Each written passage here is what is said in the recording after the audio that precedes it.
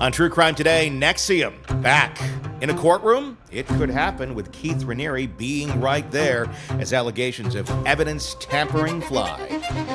This is True Crime Today. Here now, Tony Brueski. NXIVM.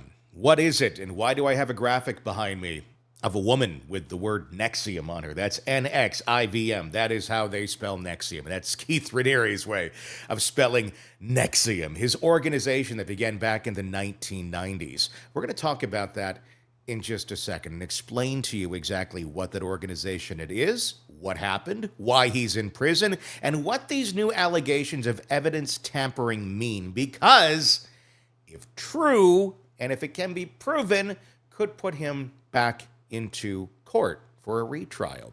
See, NXIVM, as lovely as a organization as it was, had a little subset called DOS, which was a women's empowerment group, where they like to brand women with Keith Raniere's initials, like women's empowerment groups do. Oh, wait, they don't.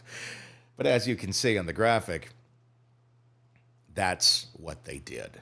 They didn't put that on there, but they put Keith Raniere's initials in that same sort of a spot with a cattle branding iron. Yeah, that's what makes the graphic. Here's what makes the story. Back in the 1990s, Raniere founded what he described as a self-help group aimed at personal and professional development. Over the years, NXIVM grew into an organization with thousands of members, including influential figures and celebrities. However, beneath the surface of its polished seminars and empowerment workshops, allegations of abuse and manipulation began to emerge. By the late 2010s, NXIVM had become the center of a federal investigation into a secret subgroup known as DOS. Not MS-DOS, just DOS. Makes it even suckier than the original. Which prosecutors alleged operated as a sex cult. And yes, sex cult is not exactly what most people envision when signing up for self-help. At the heart of the investigation were claims that Raniere had coerced women into sexual relationships under the guise of self-improvement. Members of DOS, many of whom believed they were joining that women's empowerment group, were allegedly subjected to psychological manipulation, branding with Raniere's initials, because nothing says feminism like a cattle brand, right? And demands for collateral. Compromising materials, basically, meant to ensure their silence. Think Diddy, think Epstein, think anybody who doesn't want you to talk. They're going to get something on you, so when you go, I'm going to tell you about you, they can go, you might want to rethink that. The explosive allegations led to Raniere's arrest in 2018 and a highly publicized trial the following year. In 2019, Raniere was convicted on multiple charges, including racketeering, sex trafficking, and forced labor conspiracy. The prosecution's case relied heavily on testimony from former members and explicit photographs that were allegedly found on a digital camera, memory card, and an external hard drive seized during the search of Raniere's residence. These photographs, which prosecutors claimed depicted a minor, identified as Camilla, were a cornerstone of the charges related to child exploitation. Not the only charges, though, mind you. I just read them all off. That was one of them. Does it throw the whole case away? Do you throw the baby with the bathwater out? No. These are true allegations. They've been proven in court. So what happened? What is going on now that the defense of Keith Raniere is going back to the court saying, you better take a look at this because this doesn't seem right? Well, fast forward to now. And the integrity of this critical evidence has been called into question. Allegations of FBI misconduct have surfaced, raising serious doubts about the validity of some of the evidence. I won't say the whole conviction because that's not true. The revelation stemmed from an exhaustive investigation that was conducted by Raniere's defense team, which includes former FBI agents and digital forensic experts. They claim that key evidence used to convict Raniere was tampered with while in FBI custody. And if true, it wouldn't be just a smoking gun, it would be the entire armory, or at least likely enough of an armory that will get you back into a court. Dr. J. Richard Kipper, a former FBI special agent and forensic examiner, has been at the forefront of these claims. Kipper, who analyzed the digital evidence, concluded that the metadata, this is the stuff on a file that you don't normally see unless you really know how to dig into it, the stuff that says when a photo was taken, how it was taken, if there's GPS information on it, if that's a box that's checked on the device taking that photo. There's a lot of information that goes on any file you create on a computer that you probably have no idea exists. That's the metadata. And it shouldn't be altered with. It can be altered with. There's signs it's altered with, when it's altered with. But if you alter with that, you can also change some key things like dates, which may be key to a case. So they're alleging that the metadata associated with the photograph had been altered to make it appear that Camilla was underage at the time they were taken. It's a complete technical certainty that much, if not all, of the digital evidence was manipulated prior to analysis, Kipper stated in detailed reports submitted to the court.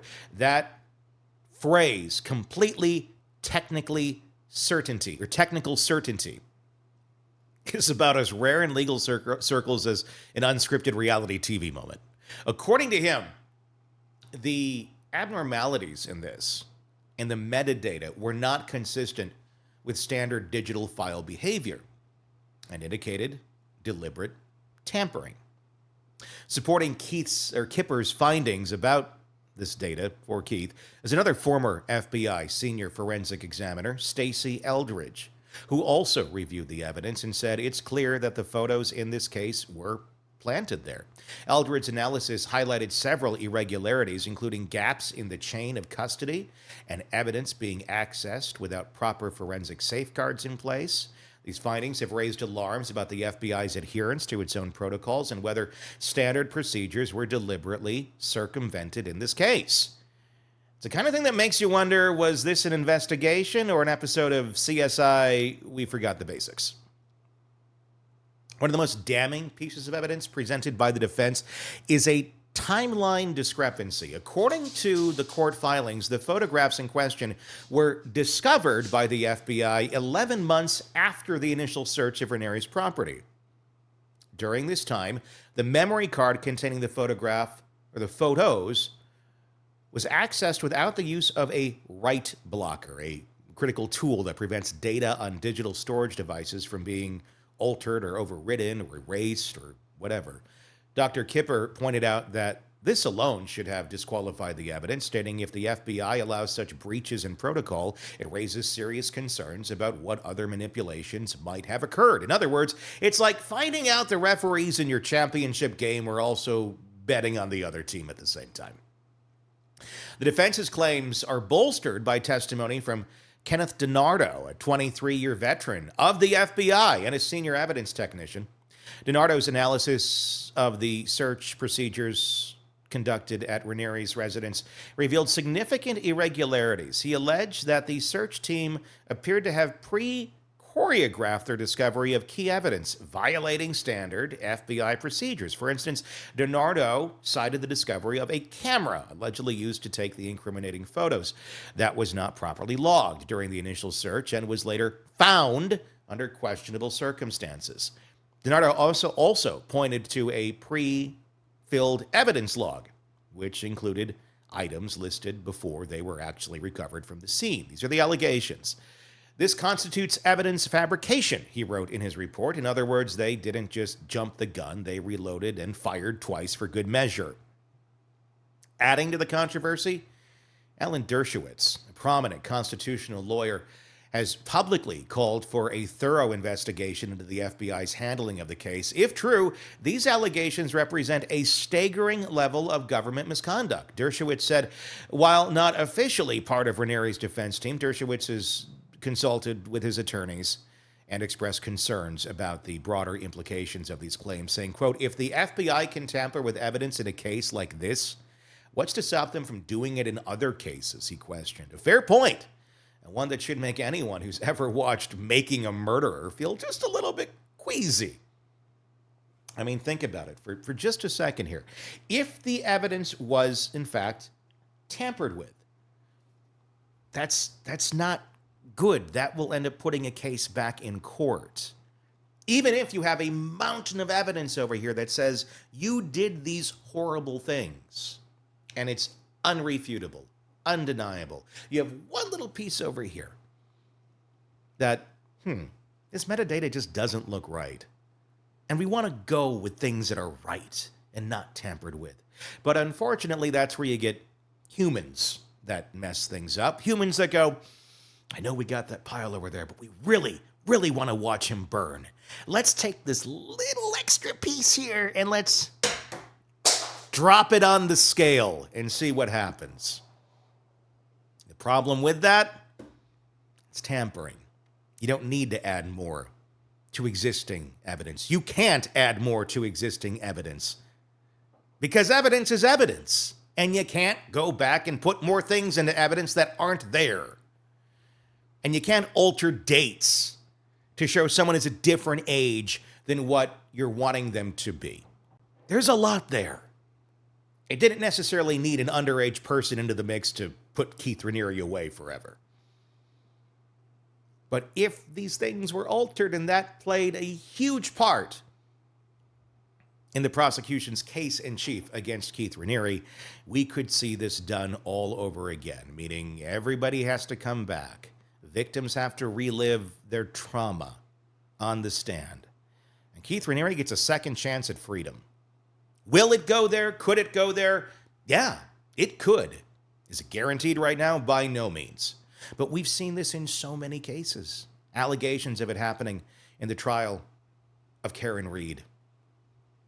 We've seen it in the Delphi case, where evidence was just completely not allowed in because one side wanted to create a narrative.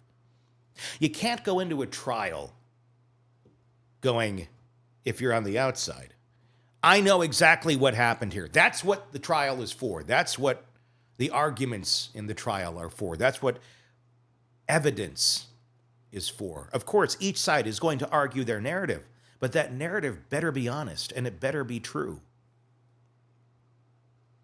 The stakes in this case extend far beyond Keith Raniere as the FBI faces mounting scrutiny. The allegations have sparked debates about systematic issues within the agency. Critics argue that if these claims are substantiated, they could undermine public trust in federal law enforcement and prompt calls for widespread reforms. Is this a widespread problem, or is it something where we have people here and there who are doing shitty things? I guess we truly don't know the answer to that question. But oftentimes, there's a handful of bad people in kind of every organization. But that's where, when they're identified, they need to be removed, they need to be prosecuted, and we need to have zero tolerance for this sort of behavior. And I don't want to see anybody going, well, how can we kind of cover this up? If, in fact, there is information there that is true. Like, I don't know, Alec Murdaugh. How about that case? A case where, yes, it's pretty damning. But if you had someone that was trying to tamper with a jury, someone trying to weight that scale just a little bit, the damage it can do. Let's not forget the broader picture. Even if the evidence was mishandled, Raniere still oversaw a group of women who were branded like cattle and extorted for compromising material. So there is that. Raniere's legal team has filed multiple motions for a new trial based on these findings, but their efforts have so far been met with resistance. In April, Judge Nicholas Grafis of the Eastern District of New York rejected a motion for a new trial, arguing defense's claims were unsubstantiated. However, the recent revelations have breathed new life into the defense's efforts, and they have since filed an appeal in the Second Circuit Court of Appeals. The FBI, for its part, has declined to comment on the allegation, citing an ongoing legal battle, litigation. The silence at about as loud as a fire alarm when you're trying to ignore it. Of course they're going to be quiet. That's what you have to do. What does this mean? Does it mean he's going to get a new trial? No, not necessarily. Does it mean we should really take a look, though, and make sure that this was handled correctly? Without a doubt. Because at the end of the day, if this does go back to trial, all the other pieces will still be there. The argument is that a date was changed on some photographs to depict the alleged minor victim as being a minor at the time the photos were taken. Not a good thing, if in fact that happened. That does, mess with a huge argument. That was part of the prosecution's case in chief. Does it throw out all the other evidence? No. So would this likely be a thing where a judge is going to say, well, we're going to vacate this conviction, you're free to go? No. It will likely end up back in trial if they recognize this as actually having had happened, and Raniere will likely end up in prison again. But why do we have to go through that? Why should he get a new trial? Why should these witnesses have to go and testify again? Because someone thought they were too smart for the room, and they thought, I'm not going to get caught. I'm just going to put the scale down a little bit, if that's what happened, and really make sure he burns. You got to resist that temptation, because people like this, people who start cults, people who sexually abuse people, people who hold collateral over others so they don't share what that person has done to them, they tend to go down in flames themselves. You just kind of got to let the fire burn without getting burned by it.